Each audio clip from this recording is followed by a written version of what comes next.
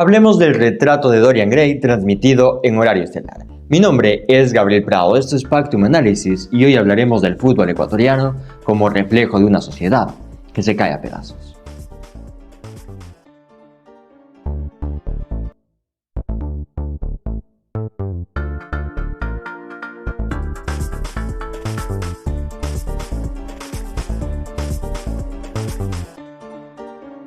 El fútbol ecuatoriano durante décadas fue presentado como una historia romántica. Clubes fundados por obreros, por militares, por comerciantes, por empresarios extranjeros enamorados del Ecuador. Estadios que eran plazas públicas, dirigentes heroicos, que eran benefactores, como Isidro Romero Carbo, como Esteban Paz, como su padre, Rodrigo Paz. Pero esa narración hermosa se agotó. Hoy la crisis de nuestros clubes no es solo financiera ni deportiva. Es una radiografía muy precisa de una sociedad que se resquebraja, de un Estado cada vez más débil, de economías informales, por no decir criminales, y de instituciones deportivas que nunca aprendieron a gobernarse, como tampoco el país aprendió a hacerlo. Durante años, Barcelona y Emelec fueron el corazón simbólico de un país futbolero. Gigantes populares del astillero, estadios llenos, influencia política, un gran poder mediático, pero también estructuras curiosas, por decirlo menos. Dirigencias patrimonialistas, caudillistas, deudas ocultas y una lógica que confundió grandeza histórica con impunidad administrativa. Barcelona llegó a acumular pasivos superiores a los 50 millones de dólares. Emelec, según balances parciales, superó los 30 millones. Ninguno de los dos construyó una cantera sólida. Ninguno de los dos profesionalizó de forma real su gestión. Ninguno diversificó ingresos. La historia no vende. Dependieron mucho de adelantos televisivos, de préstamos personales, intermediarios y en los últimos años de casas de apuestas, convertidas en patrocinadores estructurales. Es aquí donde comienza uno de los nudos más peligrosos: el patrocinio de cierta casa de apuestas en Liga Pro. No es un simple contrato comercial, es la institucionalización de un gran conflicto de interés. En una liga donde los salarios se pagan tarde, donde los jugadores cobran en efectivo, donde los controles son débiles, introducir el dinero de apuestas es abrir la puerta al amaño sistemático, desde luego sin hacer acusaciones directas. La FIFA estima que el 20%, es decir, una quinta parte de los partidos en ligas periféricas, presentan indicio de manipulación. En Ecuador, investigaciones judiciales recientes confirmaron presiones directas a futbolistas, amenazas veladas y pagos triangulados. Pero hay un caso que resume con crudeza esta nueva lógica: las presiones ejercidas sobre el Nacional para perder partidos frente a Emelec. No se trató de rumores de tribuna. Dirigentes, intermediarios y jugadores relataron acercamientos previos al partido, advertencias sobre conveniencia deportiva, ofrecimientos económicos y en algunos casos amenazas indirectas. El objetivo no era beneficiar a Emelec por razones deportivas. Definitivamente podemos justificar al club y decir que al menos en este caso es inocente. La razón detrás era activar mercados de apuestas previamente cargados. Como un club históricamente disciplinado, ligado a la institucionalidad militar, es presionado para alterar un resultado, el mensaje es devastador. Ya no existe club intocable, ya no existe camiseta sagrada. En medio de la crisis, lo más factible era que Emelec pierda este encuentro. Es por esto que el pago más alto se daba en caso de que gane. Justamente esta fue la razón por la cual los futbolistas fueron presionados. Si el Nacional pierde, si Emelec gana, los apostadores ganan millones de dólares. David Cabezas y otros futbolistas denunciaron contactos insistentes para modificar conductas de juego, desde roles defensivos hasta expulsiones inducidas. En este punto, el partido deja de ser competencia y se convierte en instrumento financiero. David Cabezas, en ese momento, uno de los porteros con mayor proyección en el fútbol ecuatoriano, cuya carrera posiblemente se vio comprometida por este caso. ¿Por qué el crimen organizado entra al fútbol? Porque el fútbol ofrece tres ventajas únicas: legitimidad social, alta circulación de efectivo y una enorme capacidad de camuflaje. Un narcotraficante no necesita comprar clubes para ganar campeonato. Los compra para lavar dinero, mover capitales, construir influencia política y acceder a redes estatales. Y algo muy importante, ni siquiera nos enteramos de que los compra. En Ecuador, donde los puertos están prácticamente copados por estructuras criminales, el fútbol se convierte en una extensión natural de este dominio territorial. Quien controla el puerto controla la exportación de droga. Quien controla el club controla contratos, transferencias, patrocinios, favores estatales y políticos. Los mismos corredores logísticos que salen de Guayaquil, Manta o Esmeraldas atraviesan municipalidades, empresas públicas, aduanas, políticos, policías y jueces. Cuando el crimen logra penetrar organismos estatales, el fútbol deja de ser un objetivo aislado. El fútbol no es el fin en sí mismo, es una pieza más de este sistema. Dirigentes con problemas fiscales, clubes de endeudados, federaciones sin auditoría, árbitros mal pagados. Todo es un perfecto terreno fértil. Todo se resume en que el fútbol ecuatoriano necesita dinero y el crimen organizado necesita un lugar donde ocultarlo. Un penal puede mover millones de dólares en plataformas asiáticas. Un lateral mal ejecutado puede pagar una carga de cocaína. El partido se convierte en una operación financiera. Realmente no existe un interés en el fútbol. El interés está en manejar lo que sucede dentro de la cancha para que esto se refleje en las operaciones económicas. Y seguimos preguntándonos por qué es tan polémico que una casa de apuestas sea el patrocinador principal de una de las ligas más importantes de América Latina. Mientras los grandes se endeudaban, surgieron nuevos modelos. Independiente del Valle, Aucas y Liga de Quito se modernizaron. Leones del Norte, clubes que entendieron algo básico. Sin formación, sin control financiero y sin gobernanza, no hay futuro. Pero no se trata de institución, se trata de arquitectura institucional. Sin ningún afán regionalista, podemos ver claramente cómo los clubes tradicionales de la costa ecuatoriana fueron lentamente cooptados por organizaciones criminales de manera indirecta. Mientras los clubes más modernos de la serranía ecuatoriana encontraron modelos nuevos, disruptivos, que les permiten hoy gobernar el fútbol ecuatoriano, mientras los clubes tradicionales de la costa se hunden poco a poco. Independiente del Valle es probablemente el caso más exitoso de transformación estructural en la historia del fútbol ecuatoriano. No se enfocó primeramente en ganar títulos. Primero ganó gobernanza e inversiones millonarias por parte de los clubes más grandes del mundo.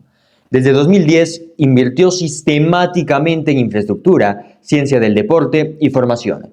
El complejo de Sangolquí no es un centro más de entrenamiento, es una fábrica de activos humanos. Más de 200 futbolistas formados, de exportaciones superiores a los 40 millones de dólares. Y esto en 10 años. Se dice que apenas empieza.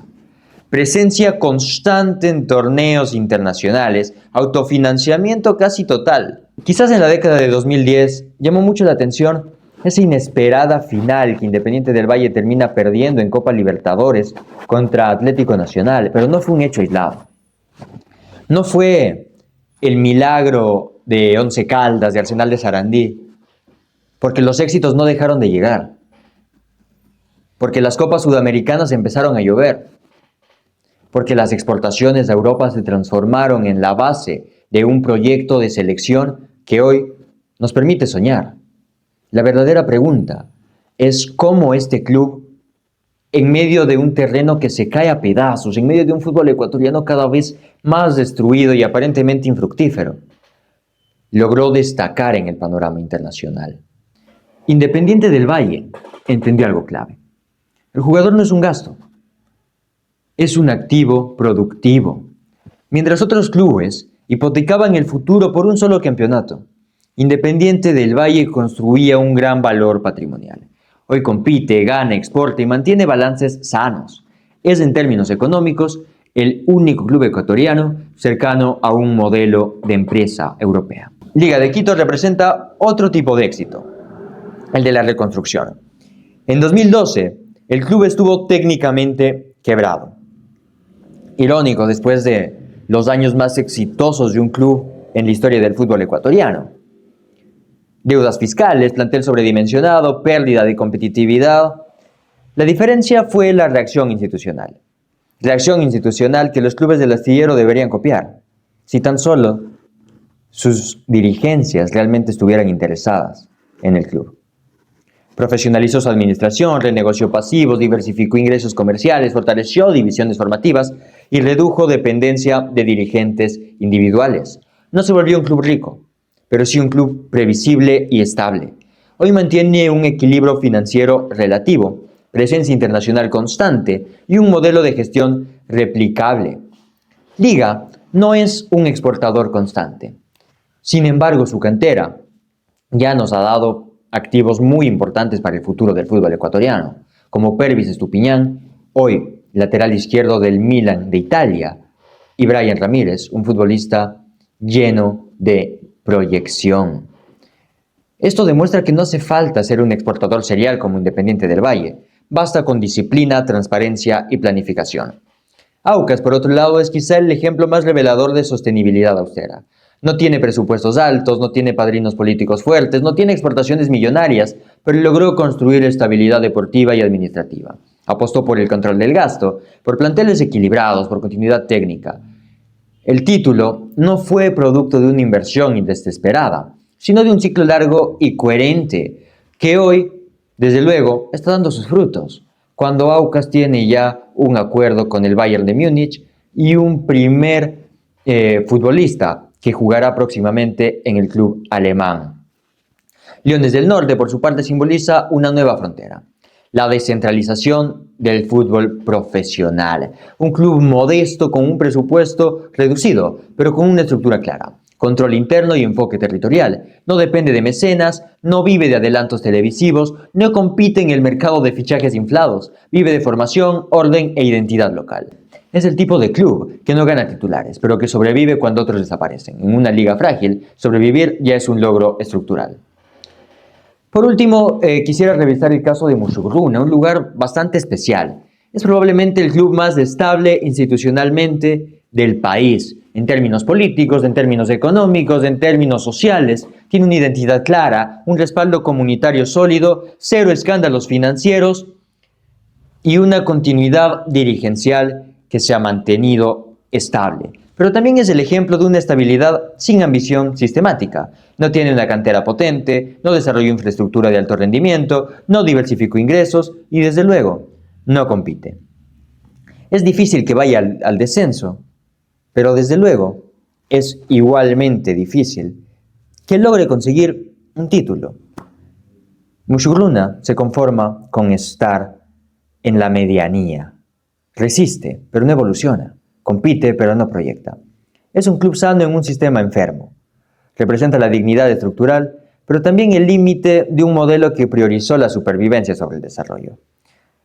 Estos casos no son anecdóticos, son pruebas empíricas de que el fútbol ecuatoriano sí tiene alternativas al colapso. No son clubes sin problemas, pero son clubes que entendieron la ecuación básica. Sin gobierno corporativo, sin formación, sin control financiero, no hay un proyecto posible. En contraste, Delfín ilustra el empobrecimiento de los modelos clásicos. Campeón en 2019, hoy lucha por sobrevivir. Dependencia de un solo dirigente, ausencia de ingresos estables, planteles armados a crédito, estadios vacíos. Musugruna resiste. Delfín se desangra. Dos destinos distintos dentro de la misma precariedad estructural. Y luego aparece un modelo muy polémico.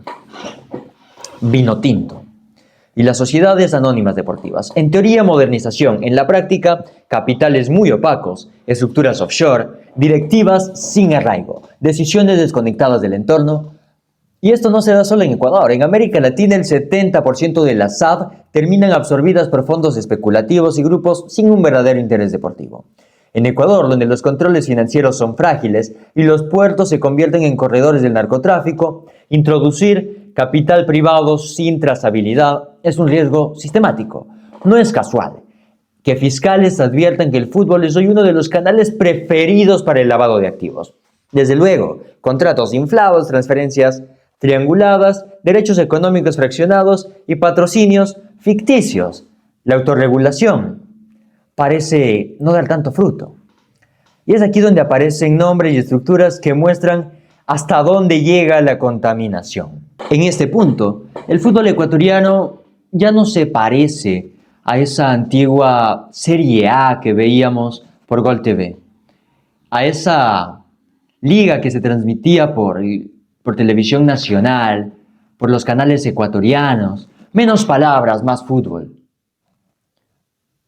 Los camiones de hino de Mavesa que los niños se preguntaban cómo entraban a la cancha, sin saber que eran solamente un artilugio televisivo. Esto no se parece tanto a esa Liga Pro, que no se llamaba Liga Pro. Se parece más a una película de Francis Ford Coppola. El caso de Gabriel el Loco Cortés, investigado judicialmente por vínculos con redes de narcotráfico, expuso cómo futbolistas, representantes y capitales comerciales pueden entrelazarse en silencio durante años. No se trata solo de un jugador involucrado. Se trata de un sistema que permitió que dinero ilícito circulara a través de fichajes, premios y transferencias sin alertas efectivas.